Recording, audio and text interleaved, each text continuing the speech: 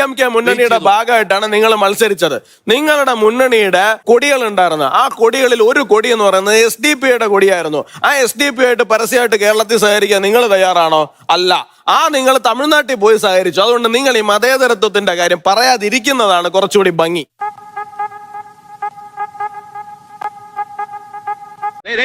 ഗ്രഹണി ആസ്മയൊക്കെ ഉള്ള പിള്ളേര് പതിവായിരിക്കുന്നതിലും 10 അടി തള്ളിയിരുന്നോണം. പൊട്ടിപ്പാറുന്ന അടിയാ നടക്കാൻ പോകുന്നത്. തമിഴ്നാട് ഇളക്കി മറിച്ചു സത്യപ്രതിജ്ഞയുണ്ട്. തമിഴ്നാട് മൊത്തം ഇളക്കി മറിച്ച് പറയേണ്ട ഒരു കാര്യം ഇത്ര ഇളക്കി മറിച്ചിട്ടില്ലെന്ന് തോന്നുന്നു. ഇല്ല MGR-നൊന്നും ഇങ്ങനെ ഒരു സംഭവം വന്നിട്ടില്ല.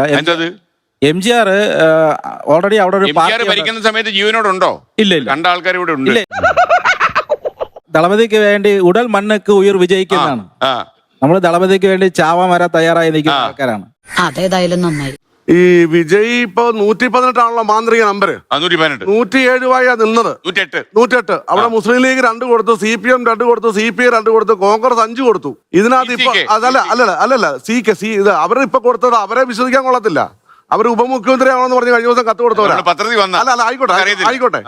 ഇത് ഈ വിജയ് എത്ര നാൾ വരെ മുഖ്യമന്ത്രി ആകുമെന്ന് അദ്ദേഹം ഒന്ന് പറയണം. പിന്നെ അദ്ദേഹത്തോട് വേറൊരു കാര്യം, നമ്മൾ നിൽക്കുന്ന കേരള മണ്ണിലല്ലേ, കേരളത്തിലെ മുഖ്യമന്ത്രി ആരാകുന്നത് പ്രവചിച്ചാൽ വലിയ ഉപകാരമായിരുന്നു. ഇപ്പൊ അതല്ലേ കറക്റ്റ് അല്ലേ?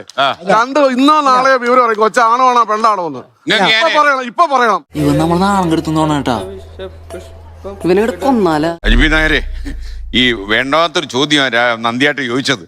അതാ കവടി വെച്ചൊന്ന് പറയാൻ പറ്റുമോ കോൺഗ്രസിന്റെ മുഖ്യമന്ത്രി ആരാണെന്ന്? ചിലപ്പോ നമ്മൾ ഇത് സംപ്രേഷണം ചെയ്യുമ്പോഴത്തേക്ക് മുഖ്യമന്ത്രി ആരാണെന്ന് അറിയേണ്ടി വരുമോ? അല്ലല്ല, പ്രവചനങ്ങൾക്ക് അപ്പുറത്തുള്ളൊരു തെരഞ്ഞെടുപ്പ് റിസൾട്ട് ആയിരുന്നു. അതുകൊണ്ട് മുഖ്യമന്ത്രിയും പ്രവചനങ്ങൾക്ക് അപ്പുറം തന്നെയായിരിക്കും. അത്രയും ഇപ്പൊ പറയാൻ പറ്റുള്ളൂ. ഇത്രയും വലിയ ഗതികെട്ടവൻ ഈ ലോകത്ത് വേറെ ആരെങ്കിലും ഉണ്ടാവും എന്റെ കർത്താവേ? ഒരു അപകടം ഇവിടെയാണ്. ഒരു അപകടം എന്ന് വെച്ചാൽ നമ്മൾ പലപ്പോഴും പ്രത്യയശാസ്ത്രം ഒന്നും വിഷയമല്ല എന്നുള്ളത് നമ്മൾ പറയും. പക്ഷെ പ്രത്യയശാസ്ത്രം ഏറ്റവും വലിയ വിഷയമാണ്. പ്രത്യയശാസ്ത്രം വിഷയമല്ല എന്ന് കുറച്ച് നാളുകൾക്ക് മുമ്പ് ചിന്തിച്ചു തുടങ്ങിയതിൽ നിന്നാണ് നരേന്ദ്രമോദി എന്നുള്ള ഇന്ത്യയുടെ പ്രധാനമന്ത്രിയും RSS-നും മേൽക്കൈയിരുന്ന ഒരു ഭരണ സംവിധാനവും രാജ്യത്തുണ്ടായത്. ഇപ്പൊ കേരളം അതിനൊരു വ്യത്യസ്തമാണ്. കേരളത്തിനകത്ത് എത്രമാത്രം നിങ്ങൾ വലിയ ആനുകൂല്യങ്ങൾ പറഞ്ഞാലും എന്തു വാഗ്ദാനം തന്നാലും ഞങ്ങൾ ഈ രാജ്യത്തിന്റെ വൈവിധ്യത്തെ വിടില്ല, അല്ലെങ്കിൽ ഞങ്ങൾ മതേതരത്വത്തെ ഒരു കാരണവശാലും ഞങ്ങൾ മാറ്റി നിർത്തില്ല എന്ന് പറയുന്ന ഒരു രാഷ്ട്രീയം കേരളത്തിൽ നിന്നുണ്ട്.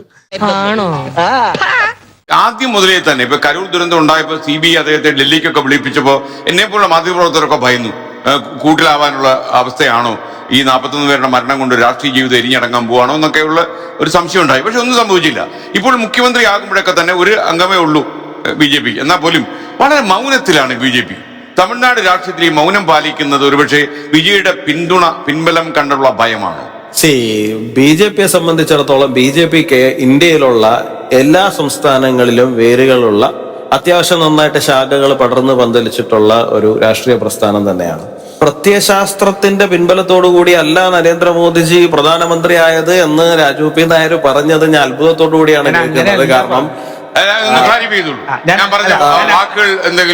നരേന്ദ്രമോദിക്ക് പ്രത്യയശാസ്ത്രം ഇല്ല എന്നുള്ളത് എളുപ്പമുള്ള പ്രത്യയശാസ്ത്രമാണ്. വർഗീയതയും ഹിന്ദുത്വം വർഗീയതയും ഹിന്ദുത്വം എന്ന് പറയുന്നത് ഏറ്റവും എളുപ്പമുള്ള പ്രത്യയശാസ്ത്രമാണ്. പോയിസൺ വെക്കുക എന്നുള്ളത് ഏറ്റവും എളുപ്പമാണ്. അത് എളുപ്പമാണ്. നമ്മളെ ഇപ്പോ കേരളത്തിലൊരു സർക്കാർ അധികാരത്തിൽ വന്നിട്ടുണ്ട്. ആ കേരളത്തിലെ സർക്കാരിലേക്ക് ജയിച്ചു വന്നിട്ടുള്ള ഒരു MLA നിന്ന് പ്രസംഗിച്ചതെന്ന് പറഞ്ഞു കഴിഞ്ഞാൽ മതമാണ് പ്രശ്നം എന്ന് പറഞ്ഞ് തന്നെയാണ് വോട്ട് ചോദിച്ചിരിക്കുന്നത് എന്ന് തന്നെയാണ് ഞങ്ങൾ മനസ്സിലാക്കുന്നത്.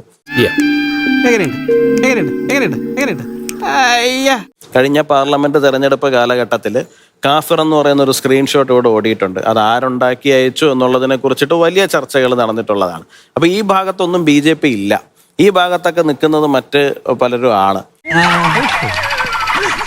ഈ പറയുന്ന മുത്തലാഖ് വിഷയവുമായി ബന്ധപ്പെട്ടിട്ട് പാർലമെന്റ് വിഷയം മാറുന്നതല്ല, സ്വാഭാവികമായിട്ടും ഒരു മറുപടി പറയേണ്ടതാണല്ലോ. അപ്പോ ഈ വിഷം എവിടെ വെച്ച് തുടങ്ങി എന്നുള്ള കാര്യം വലിയ പ്രശ്നമാണ്. ഞാൻ അതിലേക്ക് പോകുന്നില്ല. ഞങ്ങൾ തമ്മിലുള്ള ഒരു തർക്കമോ മറ്റൊരു തർക്കമോ ആക്കി മാറ്റാൻ വേണ്ടിയിട്ട് ഞാൻ ആഗ്രഹിക്കുന്നില്ല. ഞാൻ അങ്ങനെ വിചാരിച്ചിട്ടുമല്ല വന്നത്. വെറുതെ ആവശ്യമില്ലാത്ത വിഷയത്തിലേക്ക് കൊണ്ടുപോകുമ്പോൾ സ്വാഭാവികമായിട്ട് നമ്മൾ ആ വിഷയത്തിലേക്ക് വരേണ്ടി വരും. തീർച്ചയായിട്ടും വിട്ടേക്കും. ദൈവമേ, മൂർഖനെയാണല്ലോ ചവിട്ടിയത്. ലെഫ്റ്റ് ഒരു കാലത്തും ലെഫ്റ്റ് അല്ലാത്ത ഗവൺമെന്റിൽ പങ്കാളികളായിട്ടില്ല.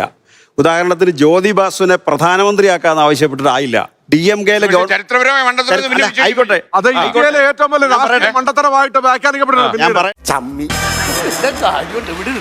DMK-യുടെ ഗവൺമെന്റ് ഞങ്ങൾ പങ്കാളിയായില്ല. ഞങ്ങൾ പിന്തുണ കൊടുത്താണല്ലോ DMK-ക്ക്.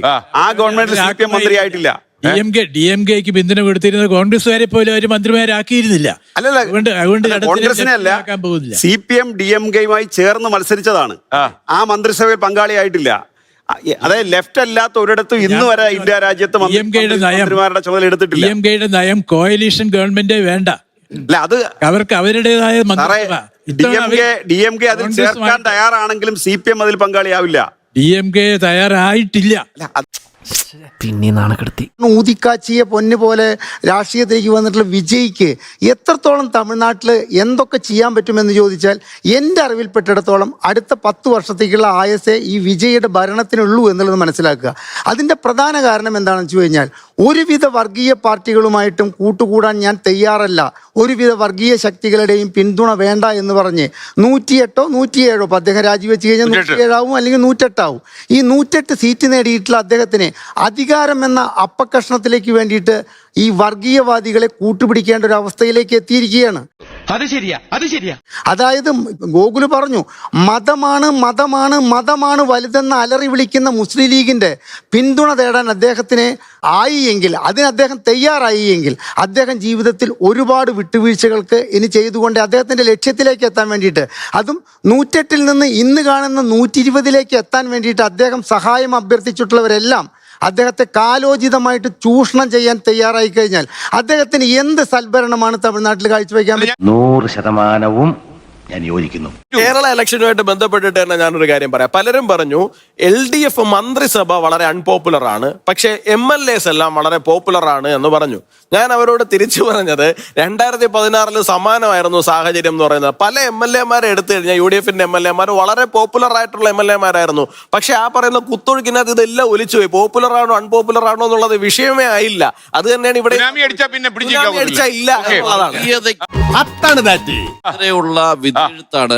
വർഗീയത പറയുന്നവരെ പ്രോത്സാഹിപ്പിക്കുന്നത് കേരളവും പറഞ്ഞു, തമിഴ്നാടും പറഞ്ഞു, രാജ്യം പറയും എന്ന് ഞങ്ങൾ. എന്റെ പൊന്ന് സാറ്, DMK മുന്നണിയുടെ ഭാഗമായിട്ടാണ് നിങ്ങൾ മത്സരിച്ചത്. നിങ്ങളുടെ മുന്നണിയുടെ കൊടികൾ ഉണ്ടായിരുന്നു. ആ കൊടികളിൽ ഒരു കൊടി എന്ന് പറയുന്നത് SDP-യുടെ കൊടിയായിരുന്നു. ആ SDP ആയിട്ട് പരസ്യമായിട്ട് കേരളത്തിൽ സഹകരിക്കാൻ നിങ്ങൾ തയ്യാറാണോ? അല്ല. നിങ്ങൾ തമിഴ്നാട്ടിൽ പോയി സഹകരിച്ചു. അതുകൊണ്ട് നിങ്ങൾ ഈ മതേതരത്വത്തിന്റെ കാര്യം പറയാതിരിക്കുന്നതാണ് കുറച്ചുകൂടി ഭംഗി. വല്ല കാര്യമുണ്ടോ? എന്തിനാണ് ഇങ്ങനെ ഇല്ലാന്നറിക്കണത്? പേടി എന്താണെന്ന് വെച്ച് കഴിഞ്ഞാൽ ആം ആദ്മി ആദ്യം ഭരണത്തിൽ കയറിയിട്ട് പിന്നീട് ഒരു റീഇലക്ഷൻ കൊണ്ടുവന്ന സ്ഥിതിയിലോട്ട് ഇങ്ങോട്ട് എത്തും. കാരണം ഇപ്പൊ ഇവരുടെ കൂടെ കൈ പിടിച്ചിരിക്കുന്നവരുടെ ഒക്കെ അവരൊന്നും അത്ര വലിയ പുണ്യാളന്മാരാണെന്ന് ഞാൻ വിശ്വസിക്കുന്നില്ല. അദ്ദേഹത്തിന്റെ നിലപാടെന്ന് പറഞ്ഞ അഴിമതി ഇല്ലാതെ ഭരിക്കുക എന്നുള്ളതാണ്. അഴിമതി ഇല്ലാതെ ഭരിക്കാൻ അദ്ദേഹത്തിന്റെ കൂടെ വന്നവർക്ക് സാധിക്കുമെങ്കിലും ഇപ്പോൾ അവസാനം കൂടിയിരിക്കുന്ന ആളുകൾ ആരും അഴിമതി രഹിതരാണെന്ന് ഞാൻ വിശ്വസിക്കുന്നില്ല. നമ്മളെയാണല്ലോ മച്ചമ്പി. സെൻട്രൽ ഗവൺമെന്റ് ഇഷ്യൂ ഞാൻ പറയാം. സെൻട്രൽ ഗവൺമെന്റ് ഇഷ്യൂ, തമിഴ്നാട് വലിയ വരുമാനമുള്ള സ്റ്റേറ്റാ. GST മാത്രം ഈ ഫണ്ട് മൊത്തം കൊണ്ടുവന്ന് സെൻട്രലിലേക്കാ. ഇപ്പൊ തന്നെ അവരുടെ ഒരു പ്രശ്നമുണ്ട്. അപ്പൊ തമിഴിന് കേന്ദ്രത്തിൽ നിന്ന് ഫണ്ട് കിട്ടില്ല. തമിഴിന് കേന്ദ്രത്തിൽ നിന്ന് ഫണ്ട് കിട്ടാതാകുമ്പോ വിജയ് വിഷമിക്കും. ദ്വന്ദ്വം എന്ന് പറഞ്ഞു കഴിഞ്ഞാൽ, ഒന്ന് കേന്ദ്ര സർക്കാർ ഈ പറയുന്ന സർക്കാരിനെ കഴുത്ത് ഞെരിക്കും, ബുദ്ധിമുട്ടിക്കും, കേരളത്തിനെ ബുദ്ധിമുട്ടിക്കും. അല്ല, ഞാൻ പറഞ്ഞോട്ടെ. ഞാൻ പറയുന്നത് വളരെ സിമ്പിൾ ആണ്. ഞാൻ ഇത്രയും നേരത്തെ ബഹളം വളരെ ശാന്തതയോടുകൂടി കേട്ടു. എനിക്ക് എല്ലാവരോടും പറയാനുള്ളത്, നിങ്ങൾക്ക് എന്തെങ്കിലും കിട്ടാനുണ്ട് എന്നുണ്ടെങ്കിൽ കണക്ക് സഹിതം നിങ്ങൾക്ക് MP-മാരുണ്ട്, പാർലമെന്റിൽ അവതരിപ്പിക്കുക. ആ പാർലമെന്റിൽ അവതരിപ്പിക്കുന്ന സമയം, അല്ലല്ല, ഞാൻ കംപ്ലീറ്റ് ചെയ്യട്ടെ. പാർലമെന്റിൽ അവതരിപ്പിക്കുന്ന സമയത്ത് അവിടെ അതാത് വകുപ്പിൽപ്പെട്ട മന്ത്രിമാരോ അല്ലെങ്കിൽ കേന്ദ്ര സർക്കാരിന്റെ പ്രതിനിധികളോ നുണ പറയുകയാണ് എന്നുണ്ടെങ്കിൽ നിങ്ങൾക്ക് അവകാശ ലംഘനത്തിന് മോഷൻ മൂവിയാണെന്നാണ്. നിങ്ങൾക്ക് അവകാശ ലംഘനത്തിന് മോഷൻ അല്ല, കിട്ടാത്ത കണ്ടെന്നുണ്ടെങ്കിൽ ഈ വിഷയത്തിൽ നമുക്ക് കിട്ടിയിട്ടില്ല, അല്ലെങ്കിൽ കേന്ദ്ര സർക്കാർ ഞങ്ങൾക്ക് കിട്ടാനുള്ള ഫണ്ട് തടഞ്ഞു വെച്ചിരിക്കുന്നു എന്ന് പറഞ്ഞ് കാര്യകാരണ സഹിതം അവിടെ അവതരിപ്പിച്ചാൽ തിരിച്ചു മറുപടി കിട്ടും. അവിടെ പോയി അവതരിപ്പിക്കില്ല. കാരണം മറ്റൊന്നും കൊണ്ടല്ല, ഒന്നും കിട്ടാനില്ല എന്നുള്ളത് കൊണ്ടാണ്. കിട്ടിയ മുതലും പലിശ ചേർത്ത് കിട്ടി. എന്നുള്ളത് കൊണ്ട് പാർലമെന്റിൽ അവതരിപ്പിക്കുന്നതിന് പകരം 24 ന്യൂസിന്റെ ഫ്ലോറിൽ വന്ന് അവതരിപ്പിക്കും. ഇവിടെ അവതരിപ്പിച്ചാൽ കിട്ടില്ല. അവതരിപ്പിക്കേണ്ടത് പാർലമെന്റിലാണ്. അതിനുള്ള ധൈര്യം ഉൾപ്പെടെയുള്ള പാട്ട് പാടും. വിജയ് പാട്ട് പാടാനാണ് പോണെന്നുണ്ടെങ്കിൽ കിട്ടില്ല. വിജയ്ക്ക് കൃത്യമായിട്ട് അവിടെ അവതരിപ്പിക്കാൻ ശേഷിയുണ്ടെന്നുണ്ടെങ്കിൽ അദ്ദേഹത്തിന് ലഭിക്കേണ്ട എന്താണോ അത് കൃത്യമായിട്ട് ലഭിക്കേണ്ടത്. ഫണ്ട് കിട്ടാതെ വന്നാൽ ഇവർ ഇടപെട്ടിട്ട് ഫണ്ട് കൊടുക്കും. ഇവിടെ വന്ന് പറഞ്ഞിട്ട് കാര്യമില്ല. പല പ്രതിപക്ഷ സ്ഥലങ്ങളിലും സംസ്ഥാനങ്ങൾ പണം കിട്ടുന്നില്ല. അതൊരു ഫാക്ടാണ്. അല്ല, അങ്ങേക്ക് പാർലമെന്റിൽ എംപിമാരുണ്ടല്ലോ, മുസ്ലിം ലീഗിന് എംപിമാരുണ്ടല്ലോ പാർലമെന്റില്, വിജയ്ക്കല്ലേ എംപിമാരില്ലാതെ ഉള്ളൂ. CPM-നകത്ത് 2 എംപിമാരുണ്ട്. ഇവിടെ അവതരിപ്പിക്കാമല്ലോ, പബ്ലിക്കിന് കാണാമല്ലോ. ഇവരിത് പബ്ലിക്കിന് കാണാൻ വേണ്ടിയിട്ട് അവിടെ കൃത്യമായിട്ട് അതിനകത്ത് ആധികാരികത വരുമെന്നുള്ളതുകൊണ്ട് അവിടെ പോയി ഒന്നും ചെയ്യില്ല. അവനോട് ഞാൻ ചോദിക്കുകയാണ്, അങ്ങിപ്പോ ഈ ഫ്ലോറിൽ ഇരുന്ന് പറഞ്ഞു 4 പറഞ്ഞല്ലോ, ഈ 4 ലക്ഷം കോടി രൂപ ഏതൊക്കെ വകുപ്പിലാണ് കിട്ടാനുള്ളത് എന്നുള്ള കാര്യം പാർലമെന്റിൽ അവതരിപ്പിച്ച നിങ്ങളുടെ ഒരു MP-യെ ഒരു കാര്യം എനിക്ക് കാണിച്ചു തരാമോ? അതല്ല ഉദ്ദേശം. അവിടെ പോയിട്ട് 4 ലക്ഷം കോടി ഒരു കാര്യം വളരെ നിങ്ങളുടെ ഒരു MP-യുടെ പേര് എനിക്ക് എന്താണ് അവതരിപ്പിച്ചത് പറഞ്ഞാമോ? ഇല്ല, പകരം നിങ്ങൾ കവല പ്രസംഗം നടത്തും. ആ കവല പ്രസംഗം നടത്തുന്നത് കൊണ്ടാണ് ഇന്ന് നിങ്ങൾ ഇന്ത്യയിൽ പരിപൂർണമായിട്ടും ഇല്ലാതായിക്കൊണ്ടിരിക്കുന്നത്. യവൻ പുലിയാണ് കേട്ടാ. പുലി എന്ന് പറഞ്ഞാ വെറും പുലിയല്ല, ഒരു സിംഹം. തൽക്കാലം ഇത്രയും മതി. വരട്ടെ.